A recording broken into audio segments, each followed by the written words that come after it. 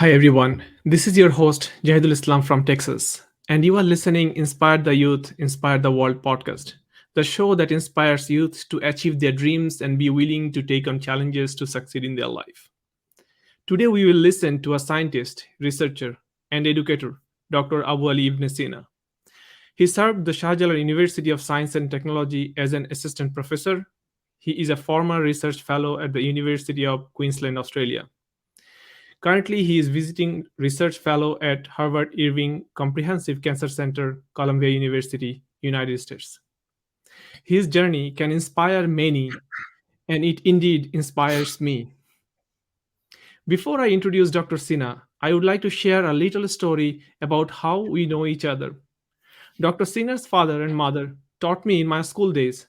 His mother was one of my loving teachers in primary school. Our teacher, Muhammad Shahidullah sir, is a proud father of Dr. Sina. Unfortunately, he has left us for a while. We pray for all our teachers, those who left us and those who are alive. Our teachers would be so happy to see us on one platform and talking about a success story. We are honored to see you here, Mr. Sina. I would like to thank you for taking the time to talk to us. How are you today? Good, thank you. Thanks, Jahidul. It was really nice to,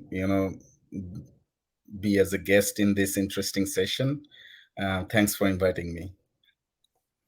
Yeah, actually, I don't think I have enough word to say you. Thank you. Your time is expensive. I know the task you are involved in, and you have taken your time to come here is really a great honor for us. And we hope the time whatever you will be passing with us here, it will be fruitful and it will be beneficial for many up there. So, tell us about your journey from the from the village of Chatpur, Bangladesh, to one of the most prestigious universities in Bangladesh. Maybe that could be a good start point for us to talk. And any short things you want to share about your childhood, your upbringings up there, that would be great. Well, I mean, look, this is really interesting journey. I mean, I have never dreamt of, to be in this place currently where I am, and like had my footprint to some of the world-renowned universities in the world. So, I mean, when I was there, I mean, in that village, right? I was a little kid and having fun with my families and all my friends. Was used to play cricket. Um, in the field of our school. So, I mean, I really never dreamed of these kinds of things could, happen to my life. I mean, I found this as obviously as a blessings, but, you know, I like the thing mainly what my parents inspired me, always like, well, even we are living there, my parent was kind of like, they are well ahead of their time. If we consider the time at that point, to be in a village, in a like a country like Bangladesh, I would say they were well ahead of their, time in that place. So Mm-hmm, I mm-hmm, got that inspiration probably, or that instinct in me, that, well, I could do, better. I could do something really good. I could do something for the society. So that instinct actually, it was like grown in my unconscious mind from my childhood. So, and I think that's what brought me here. And I, if you consider like a child in the United States or a first world country who probably, went to top, what top ranked schools and top ranked college, where I studied in a school where it was completely, it was not even a building, right? It was a tin shade, kind of like a shelter. And we used to, and the floor was like, there was, it was not even like cemented, right? So it was kind of like a muddy floor. I mean, but we are, I mean, we had that kind of, what that's I said, like kind of from my parents, that inspiration, what grown in my mind unconsciously, that brought me here actually. So I mean, I really, in my mind, Mhm. I pray for my parents, I pray for my teachers as well. Like some of Mhm. my teachers also kind of like had that belief on me, no, this, he is, he can do something probably, so that was kind of the strength I got from them. So I really pray for them, Mhm. Mhm. Yeah. who gave me that inspiration. Yeah, you just remind me the laboratory, right? In the high school, Baurat High School, the laboratory, the same high school we shared, right? The laboratory was, I think, that building is over 100 years old. I think about 100 years old, the time when we were there. And this building is still standing there. Whenever I pass by, I just say, what's going on? Still people are there, still classes like there. And I remember the science lab, like the chemistry lab, biology lab was in that building, if you can remember, right? Yeah, exactly. I'm talking I about, I totally think, remember. 25 years ago, right? It was like, uh, it is still there, and I can see the kids, like, so the students are still there. So yeah, when you've been saying that the building, the muddy floor, I actually, I was visualizing that lab. I think that was one of the oldest, building of that, the school, because the school itself is, at the More than time 100 when years. we, yeah, it's 1899, right? So I was opportunate to be in the school at the time when, the 100 years anniversary was there. So yeah, I can definitely, feel the things you were saying, that from where you have started journey and you continued, right? So I was talking to one of your relative, one of your cousin brother, I think last year when I was back home, right? So what he told me, when I was talking about you, right? Because I met you in New York last year, and then I was visiting to, back home, and then I said, hey, I met with him, and then he was talking about yourself, right? He was saying that, you know um, you always wanted to be a scientist. People ask, what is your aim of, aim in life? There was an essay or something we had to write, right, in the school days, right? So you used to always say that's only one aim: no doctors, no engineers, like you wanted to be scientist. And he was emphasizing this. He said no, he literally meant it when he was child. And he kept, like, I think he kept his journey towards that path, as of today. So is that right? Or your cousin brother was saying something more, right? Is that right? Like, from your childhood, you wanted to be scientist. Was it your passion from that, like, why you wanted to be scientist when you were a child? You really don't know what scientist does, right? I mean, I absolutely had no idea and what type of scientist I wanted to be, and well, I absolutely had. It was kind of like a childhood, things that every child has some kinds of, things develop in their mind, right, from the beginning of their Mm-hmm, mm-hmm, life. I think it's true for everyone, I guess, even if you consider like any cricket, like legends or football mm-hmm, legends. I think that thing something comes to their mind in from their very early childhood. But obviously mm-hmm, it was a childlike things I had that. But as I told you, like, we had so much of like mm-hmm, resources, kind of like particularly books. My father was like kind of obsessed with books. He used to read a day and night. So there were a lot of books, and about sciences, about like history, all these things, about novels. And so there are all mm-hmm, these things. But so I kept reading all these things, right? But you know, for some reason, I mean, I had this kind of environment. I mean, I obviously also say that with my cousins and my parents, we had this kind of environment where we sometimes used to talk about what is your aim in life, what is like what you want to be, like. So I always had these kinds of things. No, I want to be like a scientist. I want to, because I was really fond of kind of, I don't know if I I wanted to be like a cancer scientist. I don't think so, but I was kind of like, so much fond of Yeah, yeah, like so much fond of space, and yeah. probably, I don't know, at that point, physics kind of things, there's so Mm-hmm, many of, mm-hmm, that the last century, the revolution of physics was there. So there are a lot of interesting mm-hmm, discovery coming out of coming,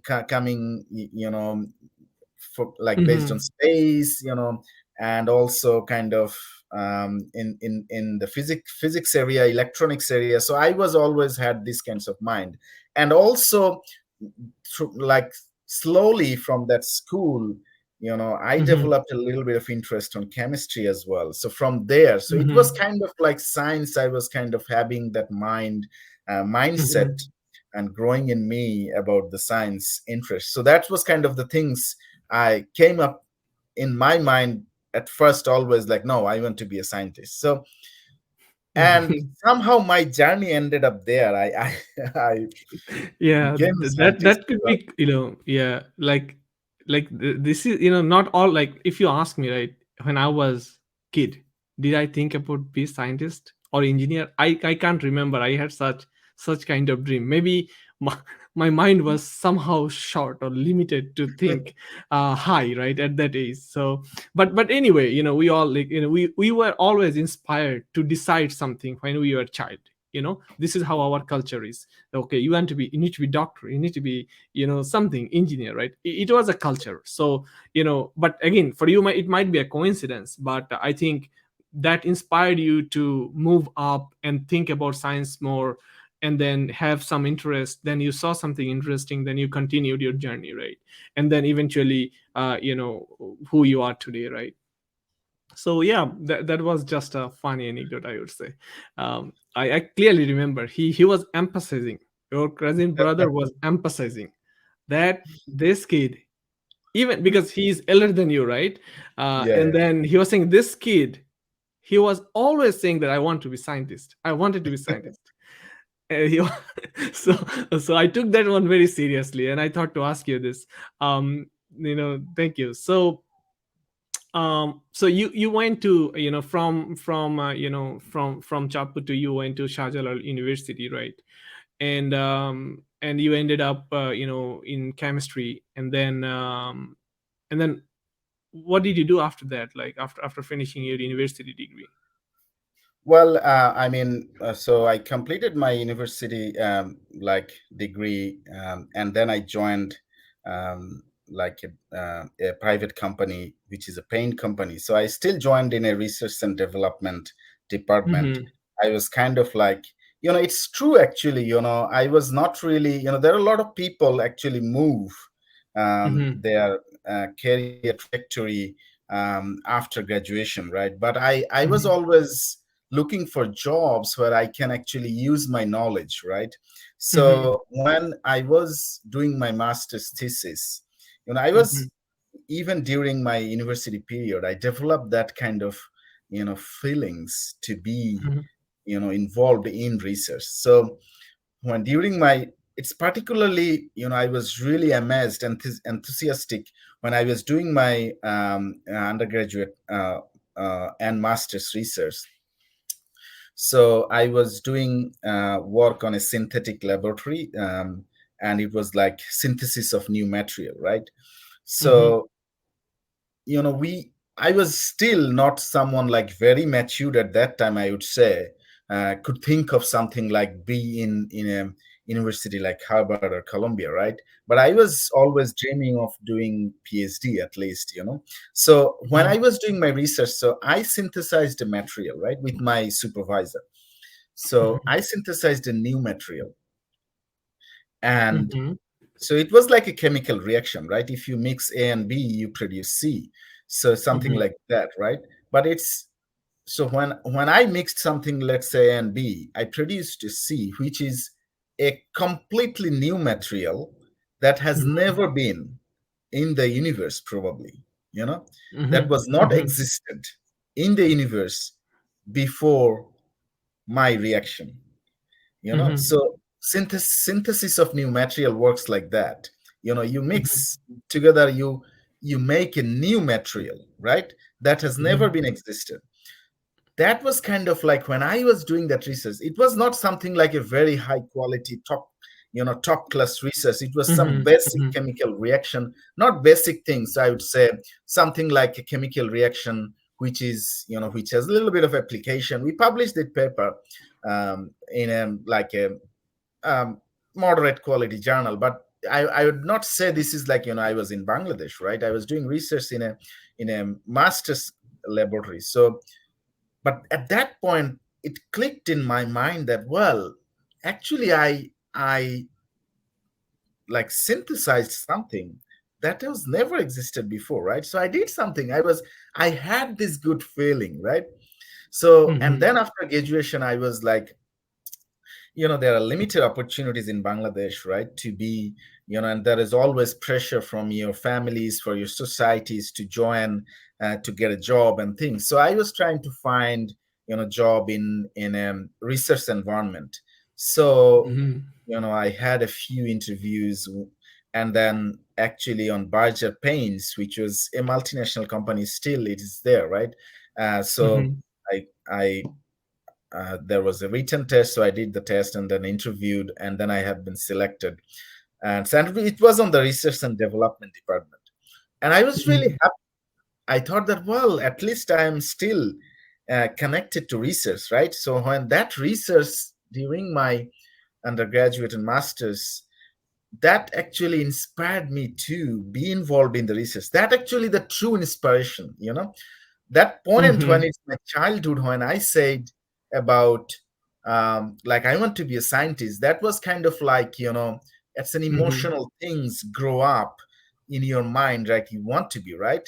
But the true Mhm. Mhm. inspiration comes like you really want to be, comes on that point when I say that, no, I think that's really interesting, right? So and then I had this kind of, you know uh, like happy feelings that I'm still in a research environment. But later, that was not the thing. I mean, the changed when I was there. But at least at that point, when I joined Barger Paints in research and development department as a chemist, I was like, so I was graduated like from chemistry department. So and I so it was, for me, it was really good that I'm Mhm. still, Mhm. my job is based on my like study, right? So I Mhm. didn't convert things to a completely new thing. So it was really happy time for me to join as to as a in the research and development department.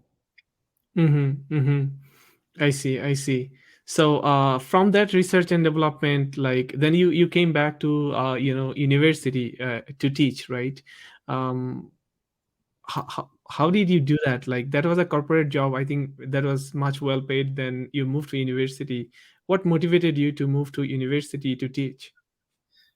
Well, look, it's not, I mean, I always loved teaching, I mean, as well, like being Mhm. kind of like, in between of, obviously, I loved research a lot, but, Mhm. um, in Bangladesh, most of the universities are teaching based universities. So if you want to involve in research, you actually still, you need to go to the university and teach. And I love that too as well.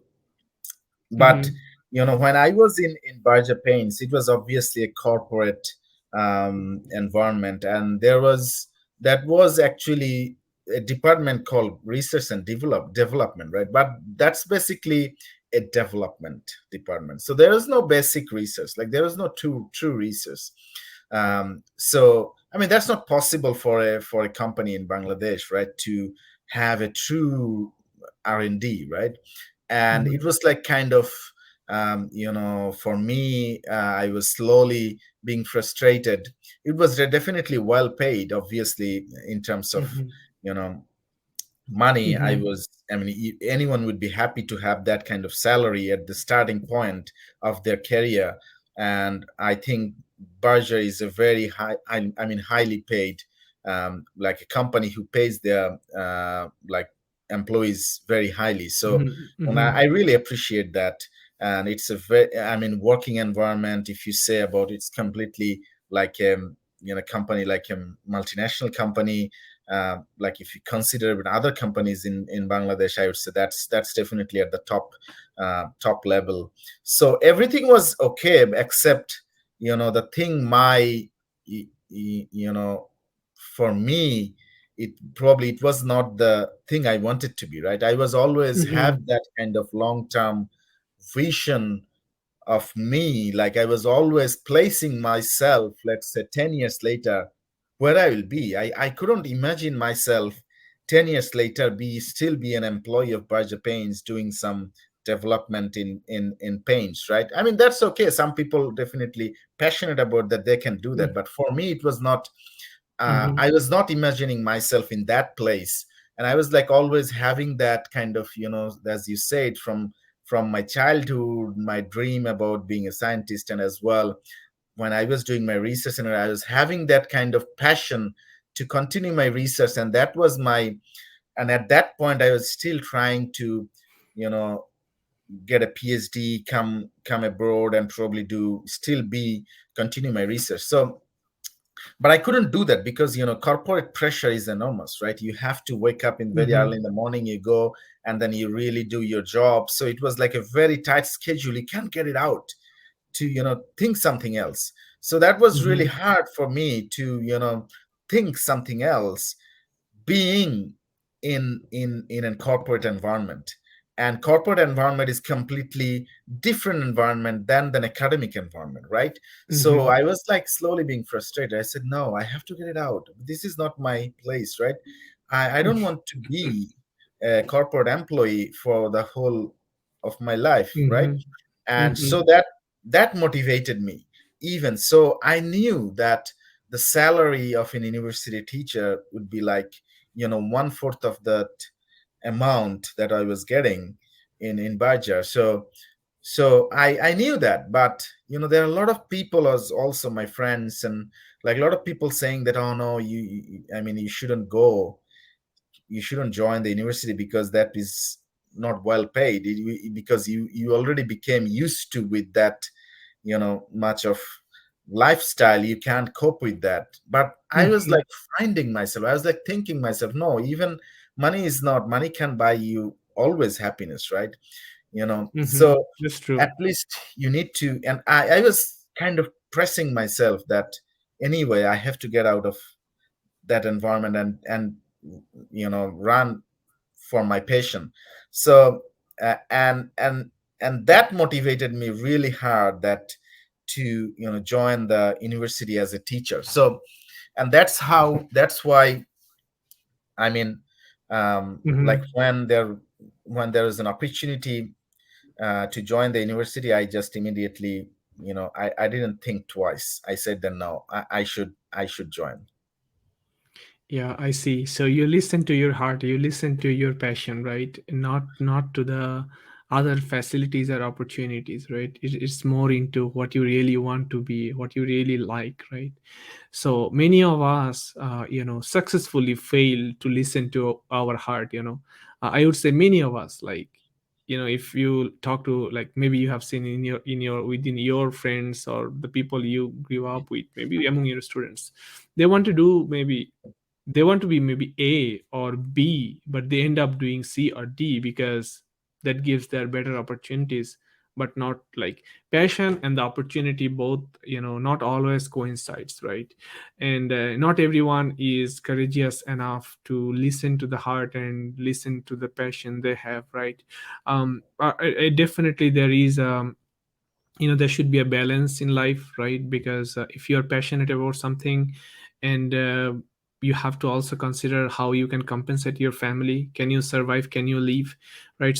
At some point we may earn very high, but that's not what we are passionate about. But we can come little low, still live our life with less demand, less requirements, less expenditures, but we can listen to our passion, we can listen to our heart, which money cannot compensate that. To be honest, I think this is what you have done with that. Like, I'm a very strong advocate of listening to the passion, right? I'm a very strong advocate of that, because I have seen, like, throughout my personal career, also the people I met with, right?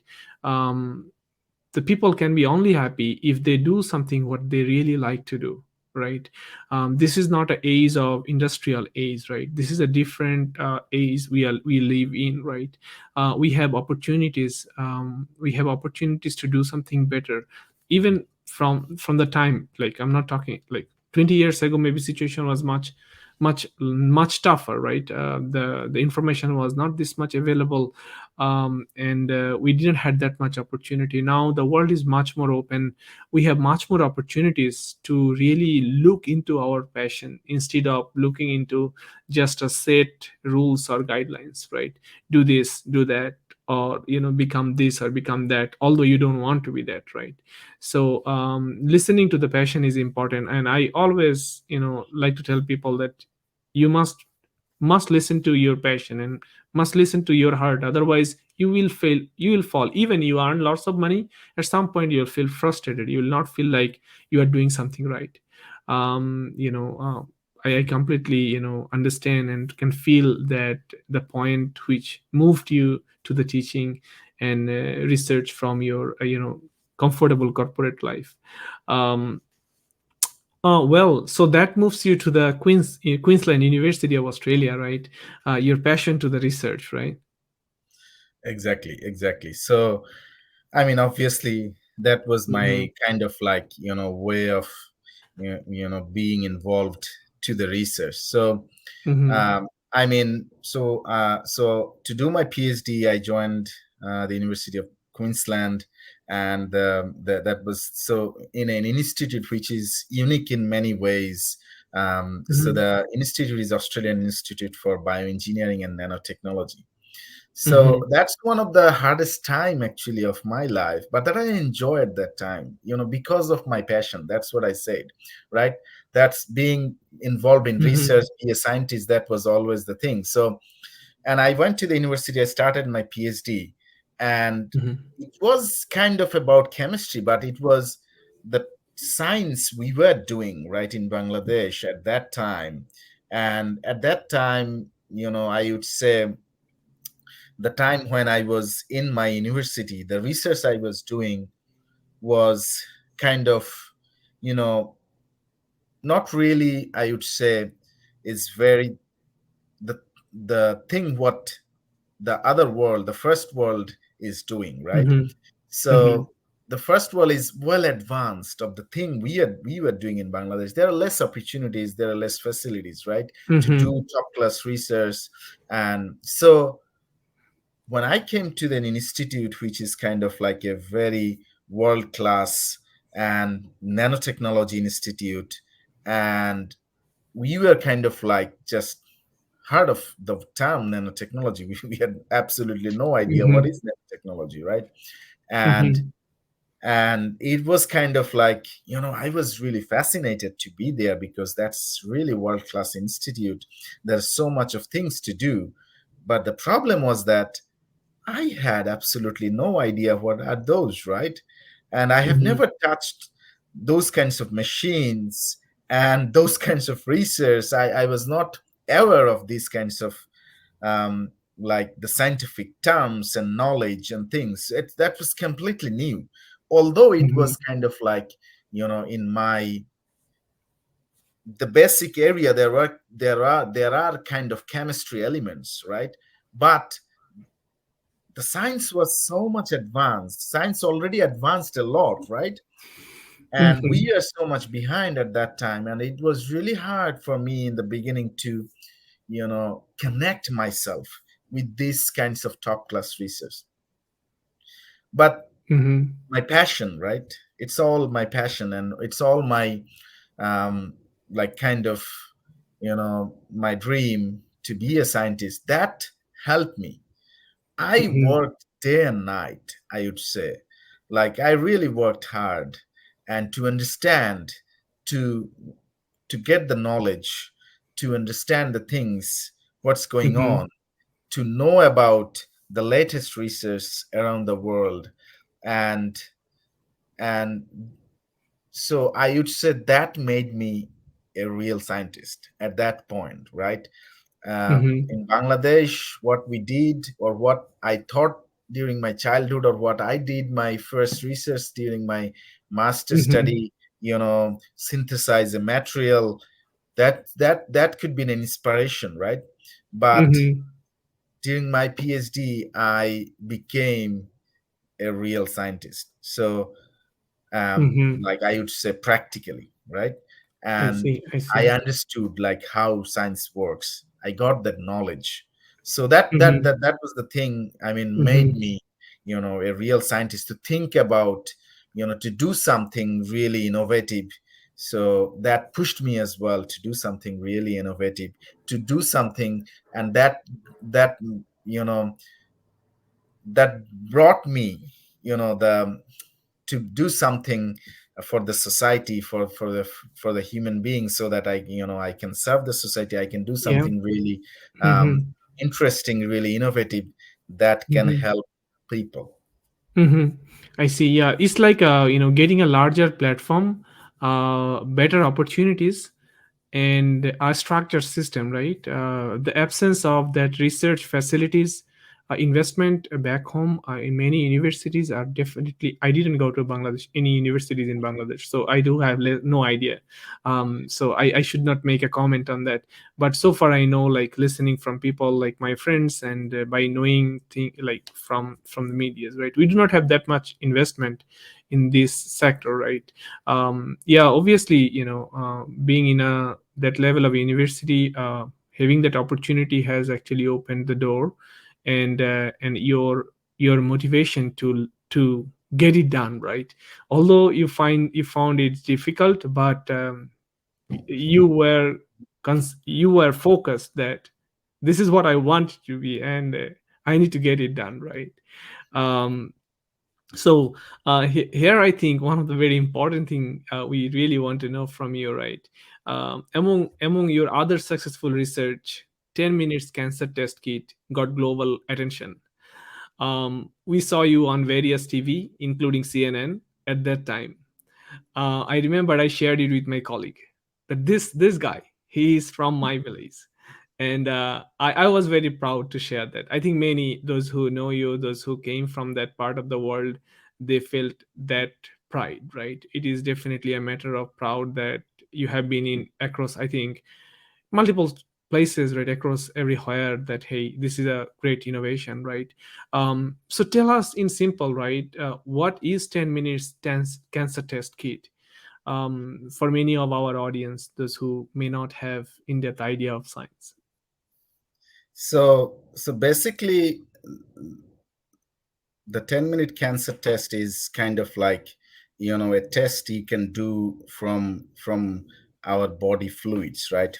So Mhm. current cancer test, there is all, like the cancer, it's very heterogeneous. It's difficult to detect, and most of the time when you get detect cancer, it's in the late stage, right? So, Mhm. and then there is less chances to be cured, if you Mhm. detect cancer at the late stage. So, there are so many um, universities are involved in research, companies, everyone is trying to develop a test, and a simple test, to detect cancer early and to detect many cancers, and so there was many research. I mean, obviously, I was also interested on that during my PhD. Mhm. So for me, when I was doing my, that's the interesting story. I definitely would like to share how that research started, right?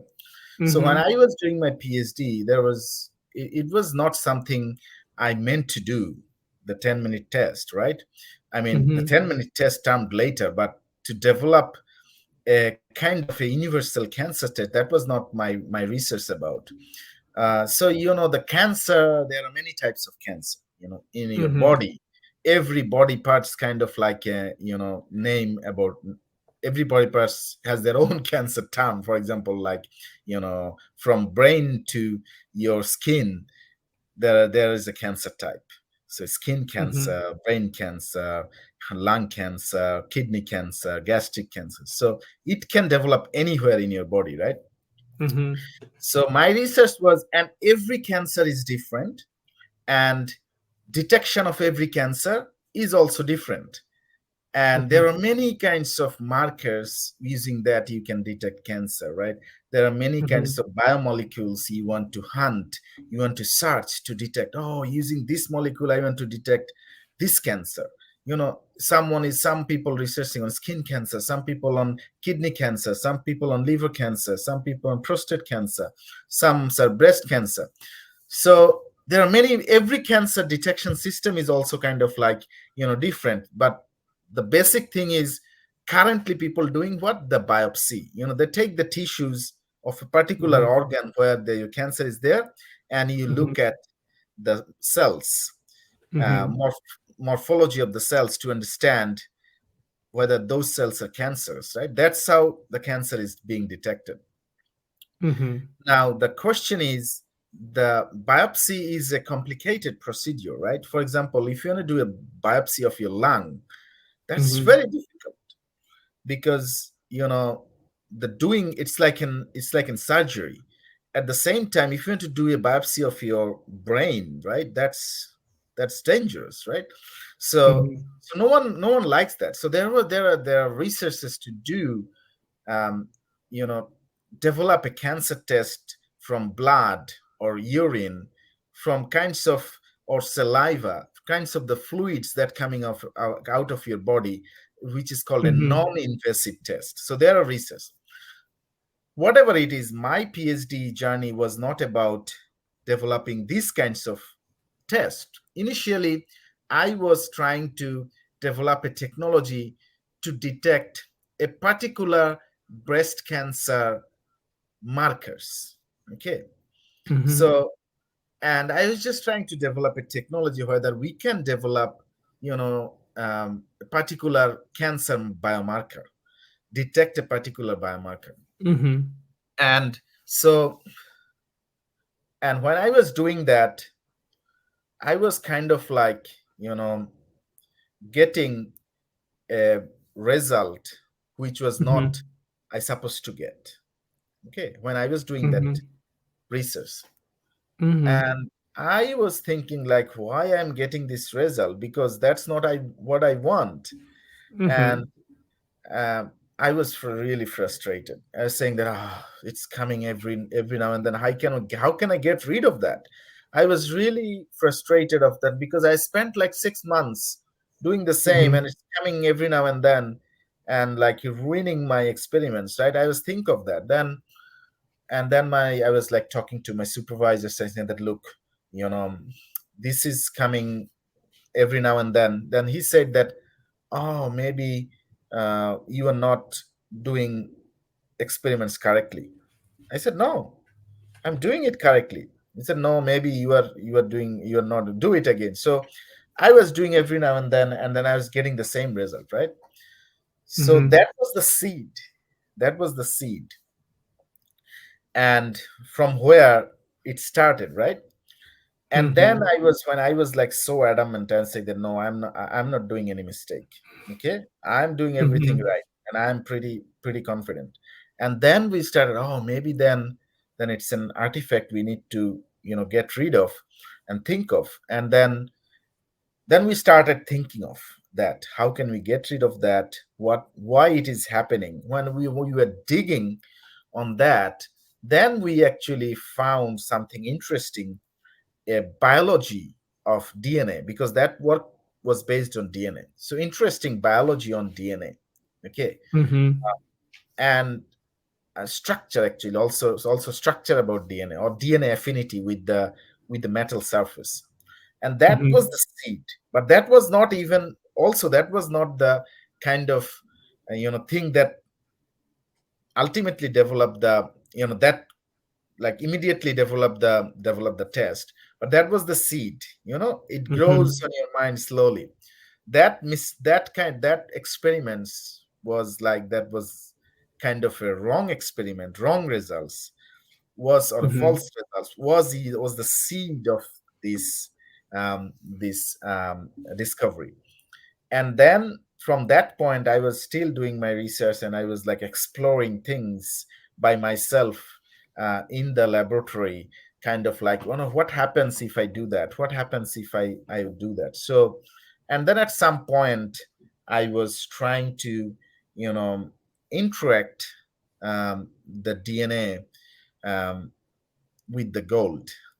And then I got some interesting result. Mm-hmm.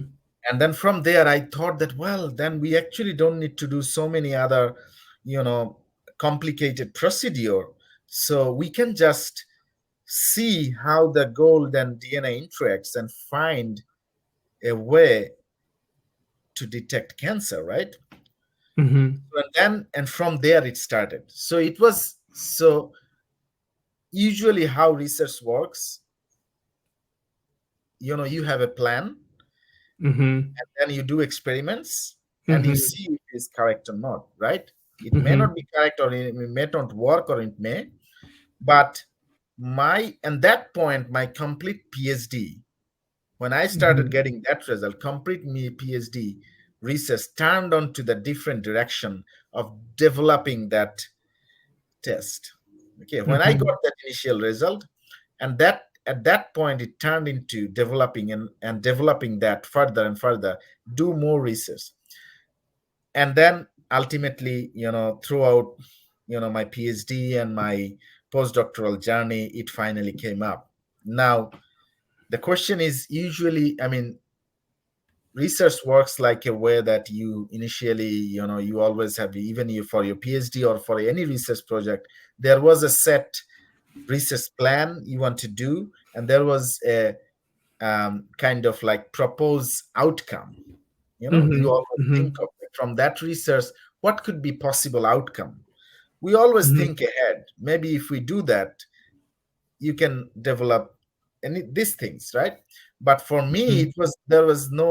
it was completely a sudden discovery. So there Mm-hmm. was, my possible outcome of my PhD was completely different. And I would say that was not really very innovative at that, if I would say. But when we got that initial result because of that experiments, that was kind of like a false experiment and false result, or we can say wrong result, that Mm-hmm. completely changed my research journey, and then actually made this 10-minute cancer test to you know be the real, like, develop that 10-minute cancer test. Now let me tell you about what is the 10-minute cancer test.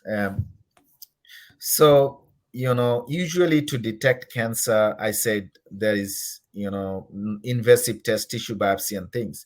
So there are a lot Mm-hmm. of research Mm-hmm. going on. There are many companies, billion-dollar investment is there to develop a test from body fluids, right? So, Mm-hmm. and from there we are trying to do that as well. So when we got that result, and that's what our strength of our cancer test is, that you know that there are two things. One thing is that you can detect cancer from a blood body fluid, like from blood, Mm-hmm. urine, saliva, and which is a liquid, which is called a liquid biopsy test. So it's a simple test, and so you don't need an invasive tissue biopsy, Mm-hmm. right? Mm-hmm. So this Mm-hmm. is one thing everyone is trying to develop, right? Mm-hmm. The second thing is, currently, if you want to develop a liquid biopsy test or a cancer test like that, so there are multiple, for every cancer types, there are multiple, there are different tests. So if you want to detect, let's say, colorectal cancer, you have a certain test to do. If you want to detect breast cancer, you have a certain test to do. You Mm-hmm. cannot detect colorectal cancer with a breast cancer test, and you cannot Mm-hmm. detect breast cancer with a colorectal cancer test. You understand the Mm-hmm. problem, right? Mm-hmm. And there Mm-hmm. are 50 cancer types, more than 50 cancer types. So if you want to develop a screening test for cancer, a Mm-hmm. blood test or unit test, which is called a screening test for screening general population, you have to have a universal test. You Mm-hmm. people will not do 50 tests to detect 50 cancer types, right? At the Mm-hmm. early stage. That's not a screening. That's not if like user friendly test. Mm-hmm. Mm-hmm. So if you want to really develop a screening test, that has to be multi-cancer types or universal cancer types. So you do one test and you say that, well, you have a chance of cancer. Okay, so that's what everyone, Understood. that's what is kind of like practical. Mm-hmm. It's not practical to do 50 100 tests every Mm-hmm. year to check whether you have So cancer if or we not. can like detect this thing early, right? If we can like, so the kit you were talking about that can detect cancer in a very early stage with with those blood and urine tests, this type of test, which is everyone can do and which will be very much friendly to test, and that helps people to um, get early masses. I may have a chance, then there will be a further investigation of ta- of kind So of yeah, specific cancer type, right? yeah. So as I said, there are a few things this test Mm-hmm. can, this test has the opportunity or has the promise actually. So one is the non-invasive. The second one is the universal type. So this test Mm-hmm. is kind of universal, or Mm-hmm. at this stage we can say it's a multi-cancer detection test. it Mm-hmm. doesn't it doesn't rely on a particular cancer type.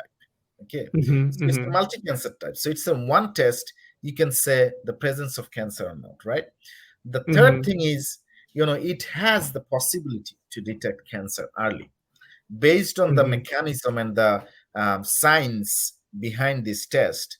It has the Mm-hmm. possibility. I would not say this the test is still can do that, at Mm-hmm. staging very early, because this is very early to say, because there are a lot of more um, Mm-hmm. fine tuning needs to be done to Mm-hmm. commercialize the test and as well to detect very early. But whatever you do, if you Mm-hmm. can develop a screening test by itself at any stage, you can develop that. That itself is a game changer, right? So, Mm-hmm. so there are so many opportunities can come out from this test. One is Mm-hmm. so many possibilities. One is non-invasive detection. One is multi-cancer detection. Third one is early Mm-hmm. detection, right? And Mm-hmm. that's why actually it got the global attention, and then the people were kind of like looking for these kinds of things, like we really need some kind of a test that we can go to the doctor and say, and doctor can include this test with your regular lipid profile, right? You go to the doctor, Mm-hmm. what the doctor does do get a blood test, right? So that to Mm-hmm. see how you are, like to get some basic information of your blood Health, profile, right? yeah. And Mm-hmm. then you can include that in Mm-hmm.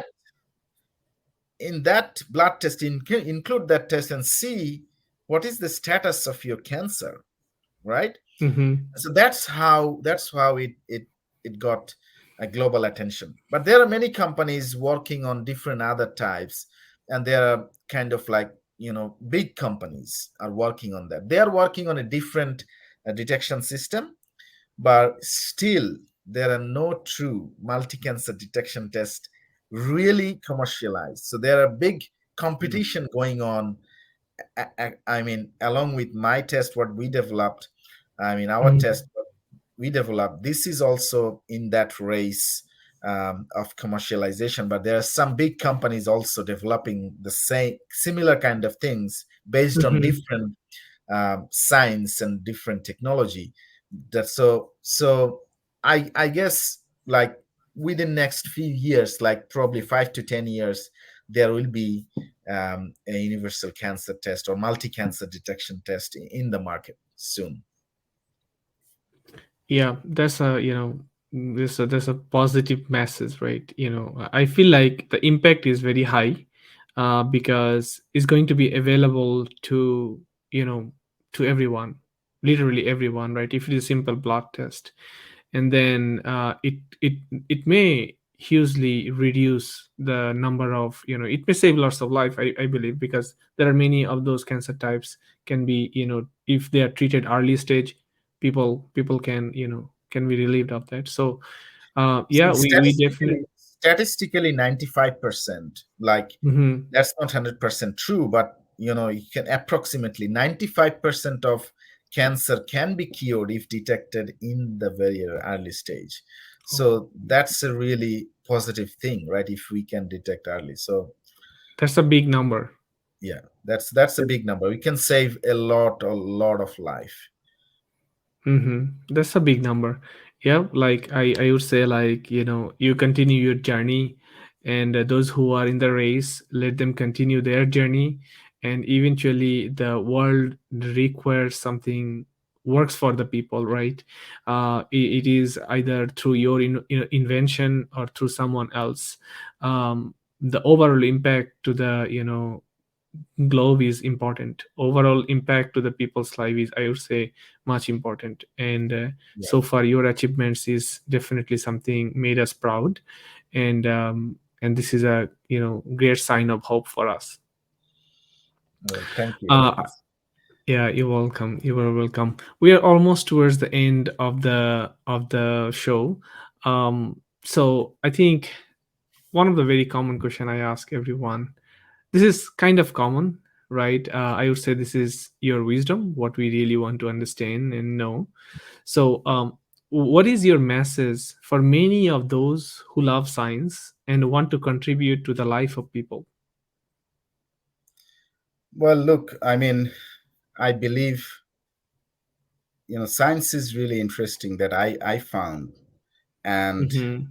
you need to have that passion, you need to have that interest, enthusiasm in your Mm-hmm. mind if you really want to be a scientist. There were a lot of example, Mm-hmm. how little things are made, a lot of inspiring story, how I would say, I would like to share a simple story about developing a Gillette razor, you know. Mm-hmm. So we all, I think most of the people in the world use the Gillette razor, right? That was Mm-hmm. developed in the United States, in Boston, Mm-hmm. and was developed by a man who was a salesman, who was not a Okay. scientist.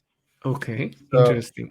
so who was not, but he always had that kind of you know feelings or dream to do something like innovative, which can be unique. Mm-hmm.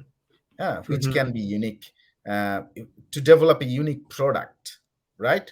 But Mm-hmm. he was not a scientist. So he was Okay. like delivering, he was like a salesman delivering things door to door, and he was like hated his job. He was like, I don't really want to do that job.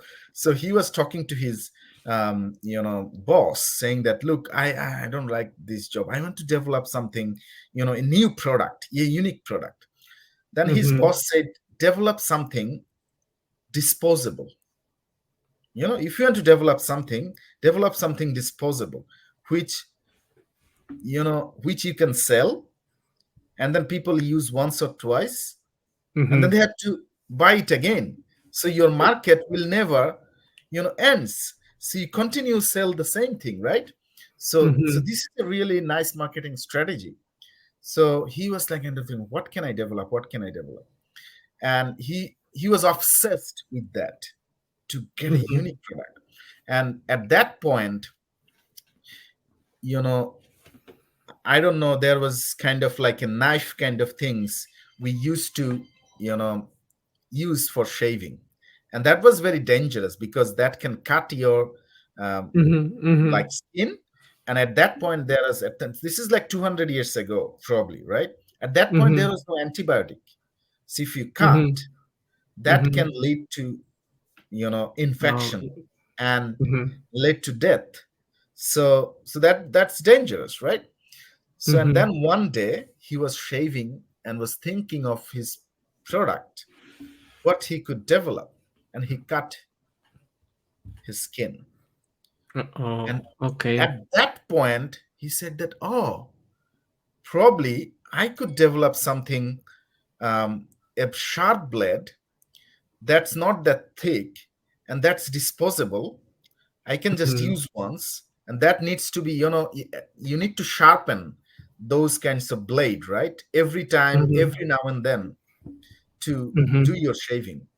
So mhm, he, that point, that idea came into his mind. What? Why not I develop a blade that you use once and throw it?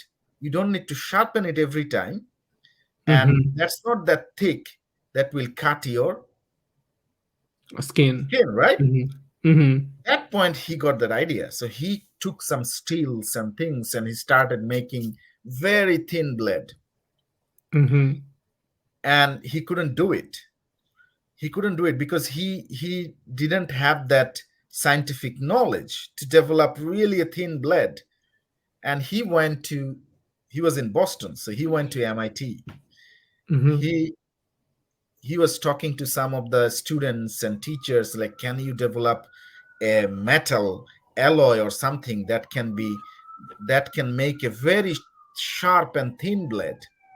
None of them was no, no, that's not possible. No one was like kind of giving any interest on that. But mhm, one guy, a MIT engineer, he said that mhm, maybe I can help you. And they together developed that world first thinnest blade that we used to use, like, that bolaka blade you used to be used mhm, in the saloon in Bangladesh. That mhm, kind of mhm. blade was first developed, that guy, together with the MIT engineer, and the name of that guy was Gillette. Oh, the The salesman guy name was Gillette, right? salesman's guy name was Gillette. Oh. So so the thing is, you had to, I must say that if you really want to invent something, you have Mhm, to, at some point in your life, I would not say that you leave everything, but you have to be obsessed. You have to be mhm, passionate. mhm, You have to be really feel interest if you really want to be a scientist, and if you really want to do something for the society.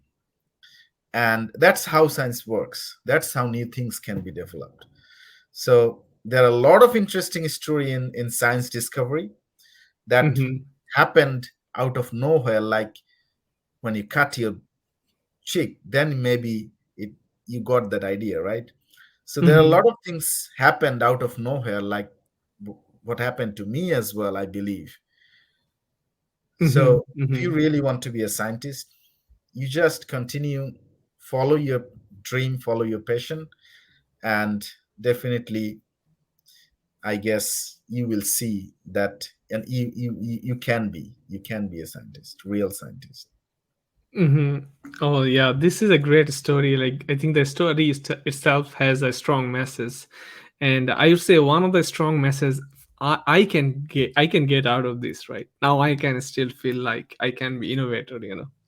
Because if a salesman can come up with an idea, right, to build something which is useful and then implement it until the end, and that means many of us has that potential to build something new, right? Exactly. It does not have to be a scientist in the laboratory, right? You can You take just part have in to the have that mind.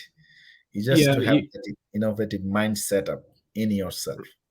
right, right, right. So yeah, so there are ways for us still to contribute to build something new which works for many. Yeah, the message is really really great. The story is, I think story is always powerful than what we say. The story itself talks.